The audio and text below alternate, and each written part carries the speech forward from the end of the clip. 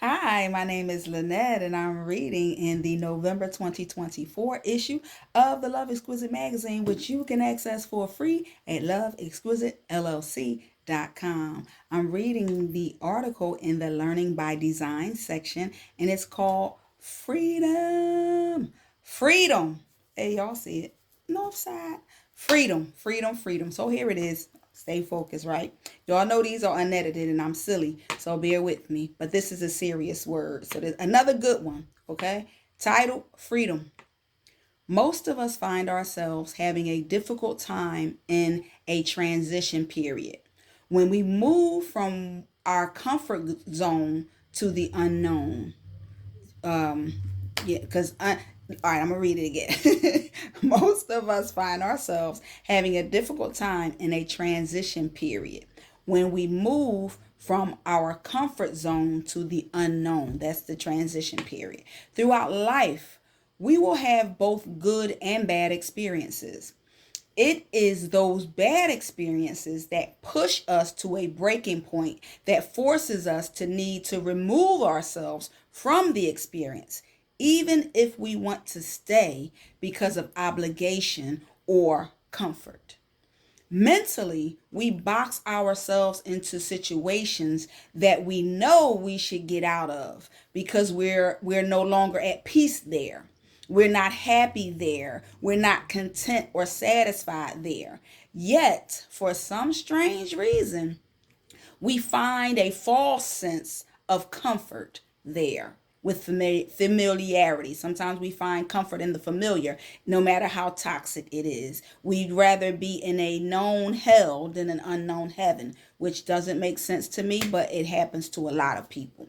We seem to paint the picture that we want to see, that we hope for, rather than seeing the picture that is displayed right before our eyes years after years after years after years. Anyway, I digress. But at some point in our lives, we have to set ourselves free. Free from things and people who cause us more harm than good. Freedom of the mind starts with freeing yourself from a mental prison, an emotional prison, a spiritual prison, or a physical prison. A mental prison is imprisonment in your mind that causes you to see the glass as half empty instead of half full. It is a blockage that you put in.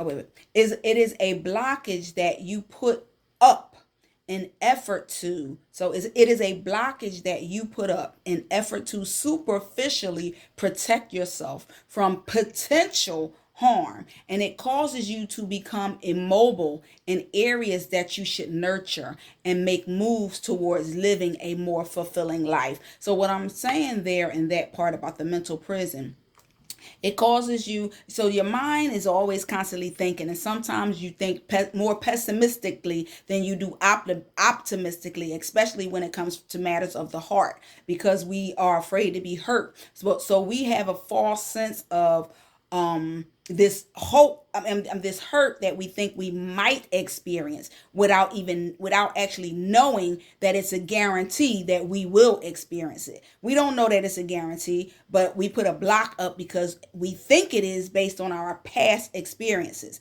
That is a mental prison. An example of a mental prison, or what a mental prison can be. It's all sorts of types of mental prisons you can put yourself in. So an emotional prison is also a guarding of the heart from what you think could be potential harm, usually based on past experiences. What I just said. So it causes us to stop loving, to stop living and enjoying the fullness that life has to offer in a healthy way.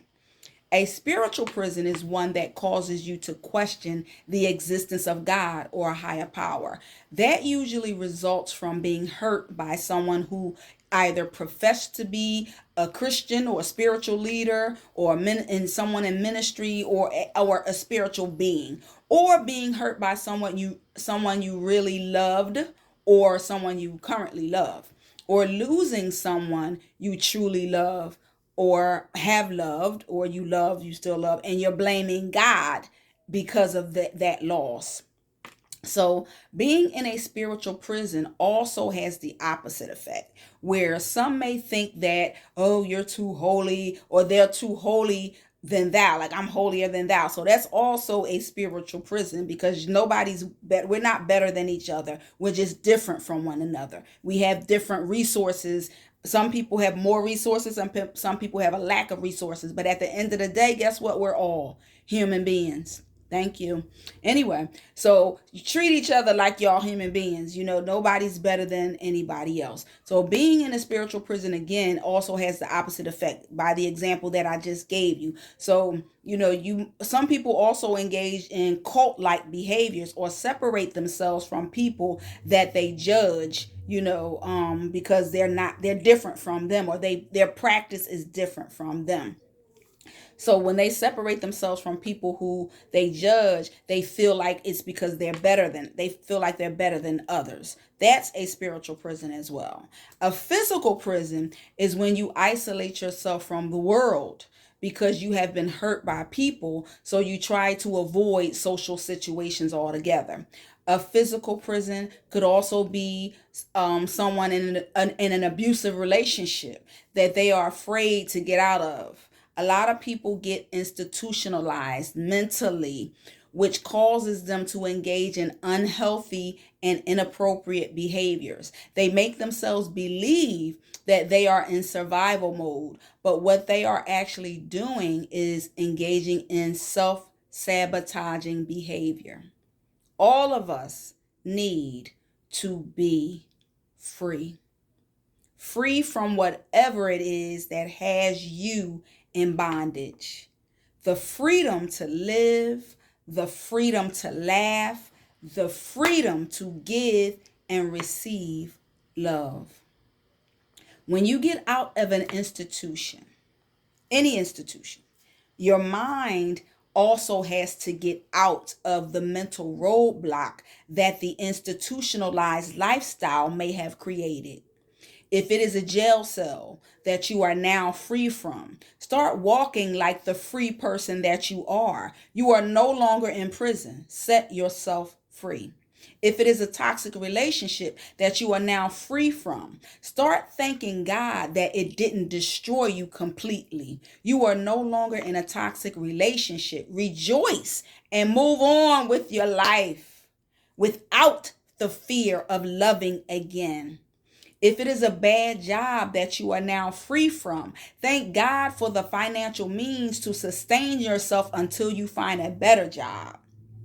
If it is a one-sided friendship or relationship that you are now free from, find peace of mind in knowing that you can make new friends, you can start a new relationship. If it is a homelessness that you are now free from, be grateful for the shelter of having a roof over your head, and pat yourself on the back for wanting to live a better life and taking the necessary steps towards achieving it. If it is an abusive relationship that you are now free from, applaud yourself for knowing your worth and not withstanding the abuse. The abuse is over the moment that you free yourself from it. Rejoice. Be happy. If it is freedom from caring about what others think about you, say hello and welcome to the self assurance and maturation and not needing anyone else's validation. Welcome to my world, baby. That's freedom. If it is freedom from engaging in negative talk and activities and negative behaviors, be thankful to God that your poor decision making skills didn't kill you. And pray that he gives you mercy and better coping strategies, wisdom, and complete deliverance from those things. Set yourself free today from whatever it is that is holding you back from living a life worth living. Wake up every day and be happy to be alive. Free from the stressors that might eventually kill your peace, your hope, your joy, your self esteem, and your sanity. Let go of what no longer serves you well. Don't ever get stuck in a stage of your trauma or bad experience. Loose yourself so you can finally get to your freedom. Freedom is the article that I just read in the Learning by Design section of the Love Exquisite Magazine. Set yourself free. You'll be glad that you did.